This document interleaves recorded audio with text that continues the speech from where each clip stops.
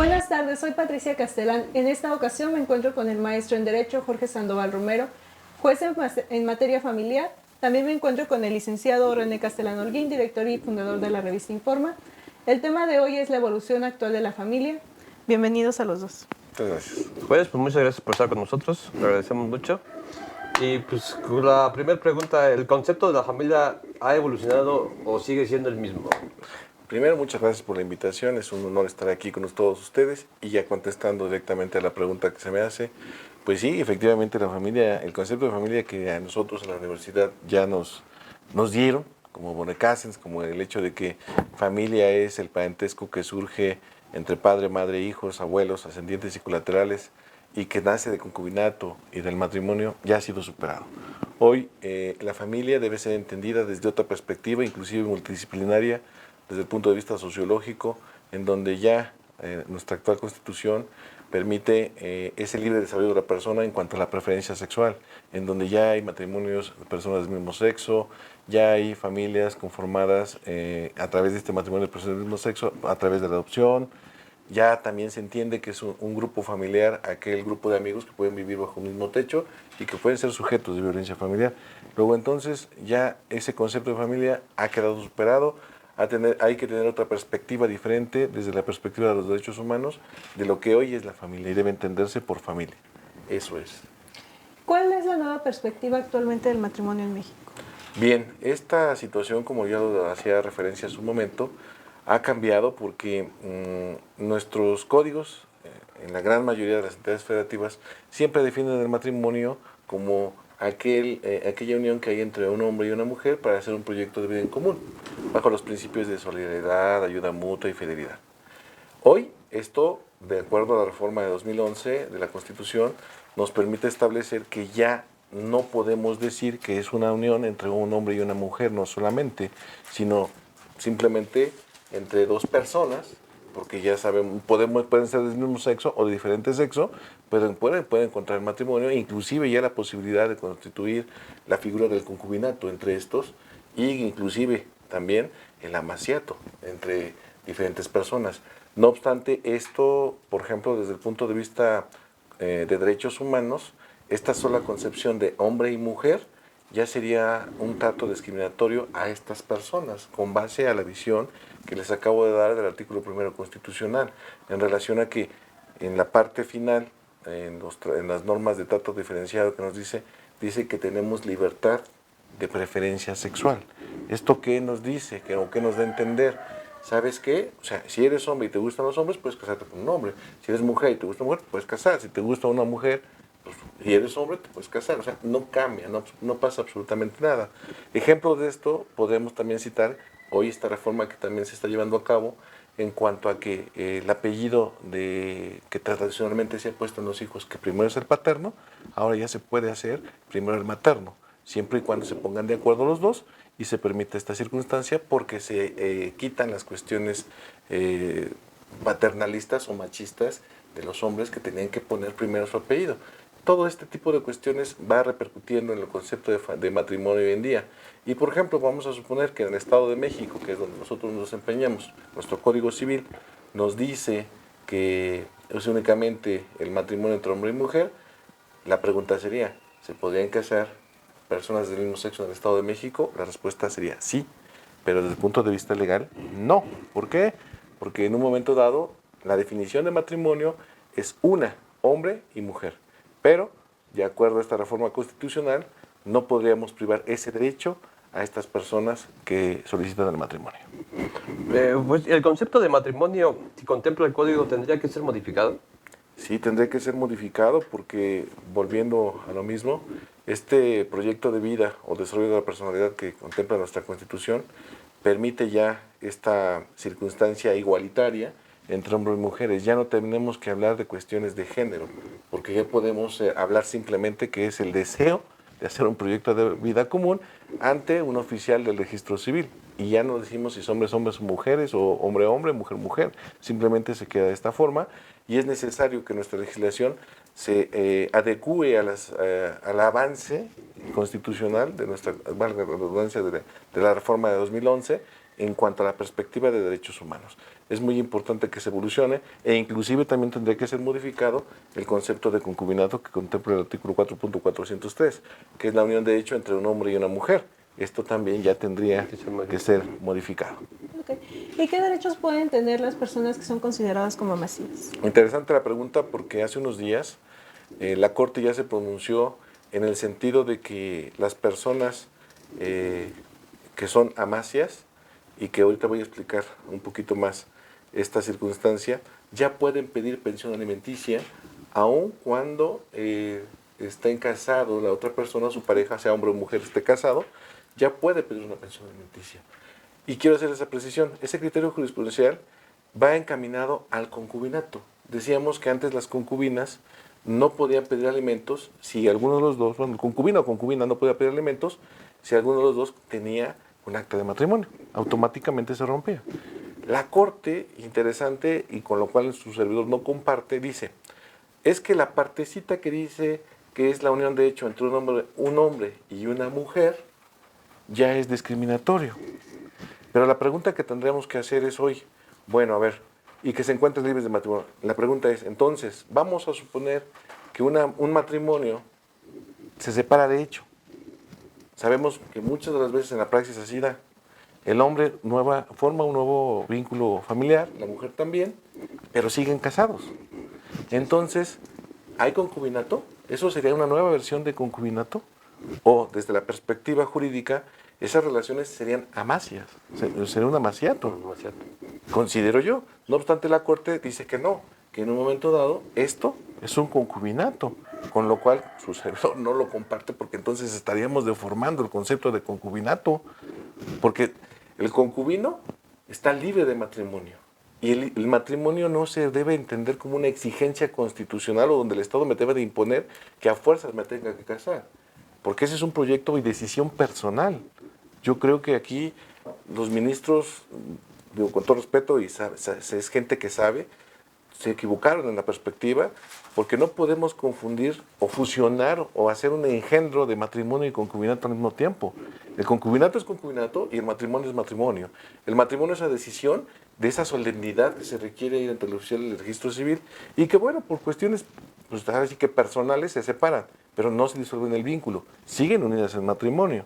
Claro. Ajá. Y vamos a suponer que el que se va, pues forman un nuevo núcleo familiar. Ahí está más que entendido que la procreación, si hay hijos, pues ellos van a recibir alimentos, eso es indudable. Pero la nueva pareja, ¿qué derechos tiene? Jurídicamente no tendrá ninguno porque él tiene un matrimonio, jurídicamente. No obstante, la Corte dice, bueno, no, sí va a tener derechos, porque con independencia de que él esté casado, pues va a tener que dar una pensión alimenticia acá y una pensión alimenticia acá. O sea, creo que... Sí, pero hablando de las consortes.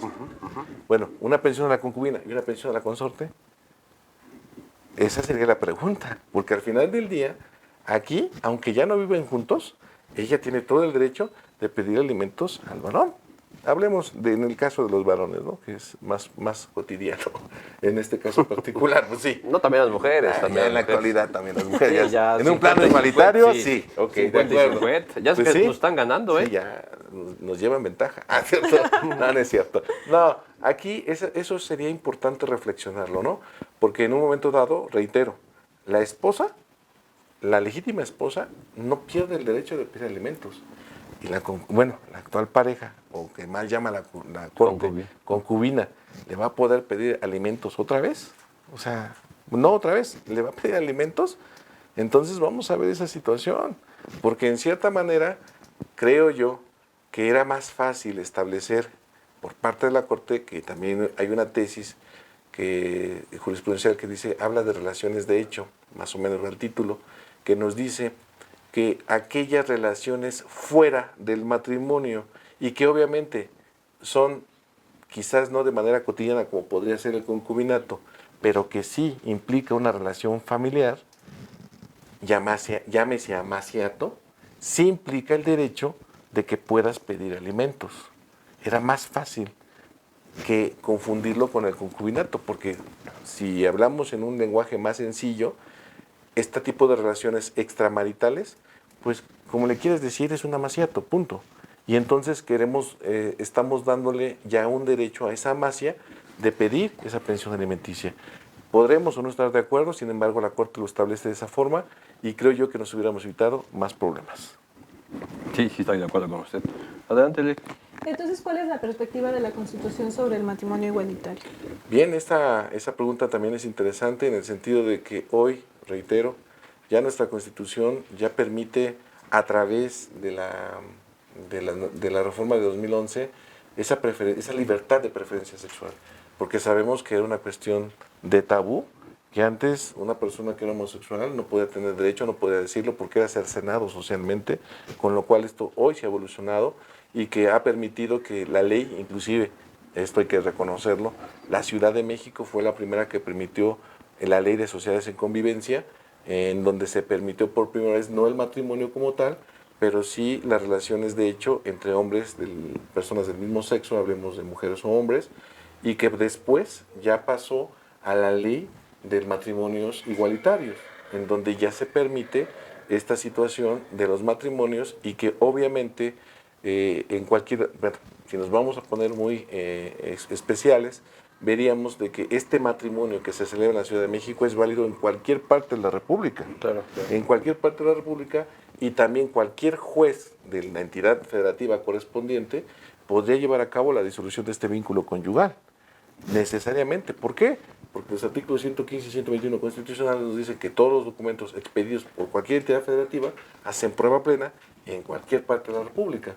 Y entonces un juez, por ejemplo, del Estado de México no puede decir legalmente que no podría divorciarlos o no podría llevar a cabo la sucesión de una situación de esta naturaleza reconociéndole al cónyuge supérstite sus derechos sucesorios, porque dice, no, no eres su esposa, no, pues ¿cómo crees? Tiene que reconocer sus derechos sucesorios, o quizás un procedimiento de violencia familiar, porque pues es mi esposo y me está violentando, pues no, tendría que ser de esa forma, ¿no? Entonces, esta evolución que se está dando es gracias a la reforma de 2011, en donde ya se respeta esa libertad de preferencia sexual y que obviamente en un país democrático como es el nuestro, debe ser respetado y bueno, independientemente de las convicciones personales que podamos tener, la ley establece esa circunstancia y tenemos que respetar ese derecho humano.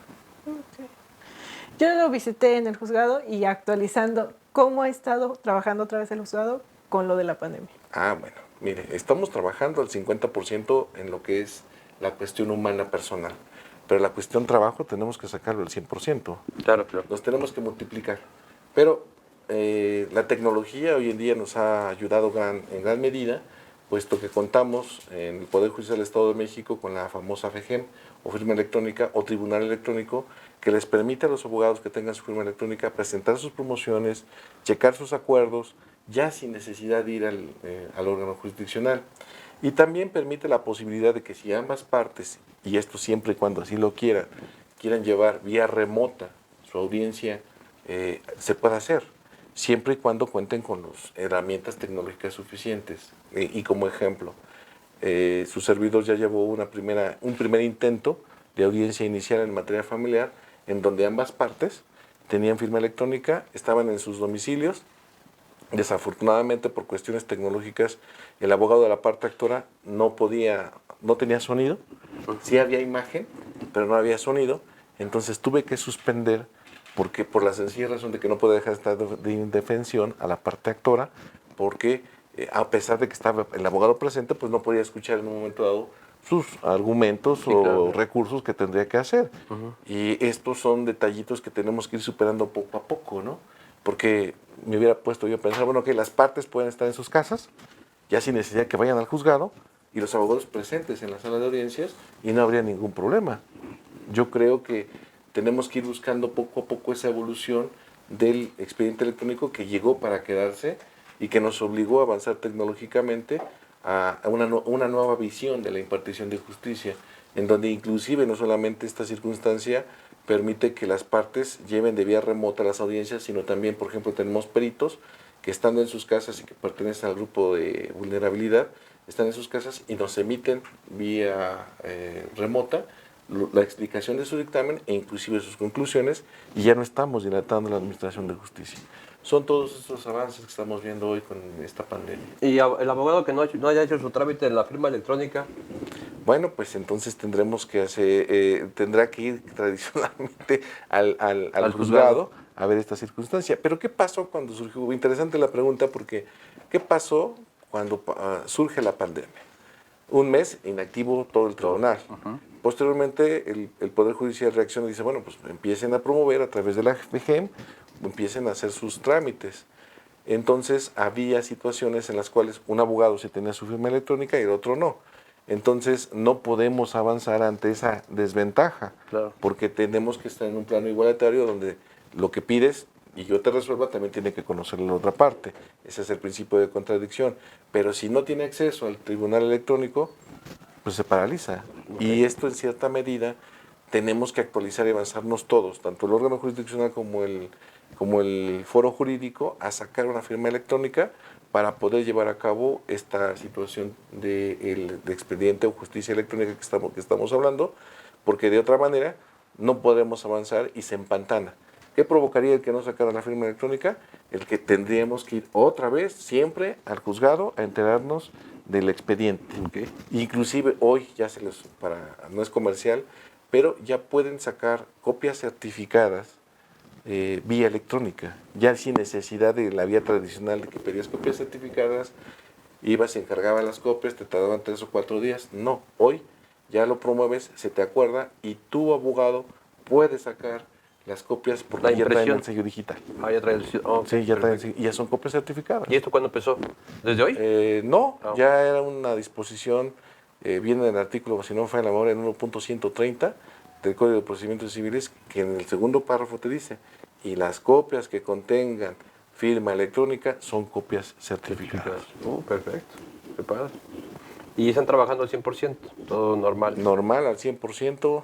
Ustedes nos llevan mucho trabajo, muchas carretillas y tenemos que sacarlo día con día, pero pues ni modo. Somos 5, pero nos movemos 10, así que sí, la justicia no se para. No se para, sí.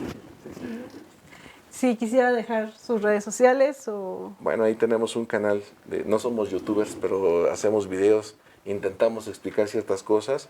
El canal se llama Jus et Lex, bueno, es derecho y ley, pero ahí me encuentran y pueden consultar los pocos videos que tengo ahí explicando diferentes situaciones y agradezco nuevamente la invitación. Muchísimas gracias por haber venido. Pues muchas gracias, juez. Muchas gracias por venir con nosotros. Es un honor haberlo tenido aquí. Esperamos que vuelva con nosotros. Y a todos los suscriptores que nos están viendo, pues que pueden decirnos qué tema quieren que nuestro juez hable. Y estamos abiertos a todas las preguntas. Gracias. Muchas gracias.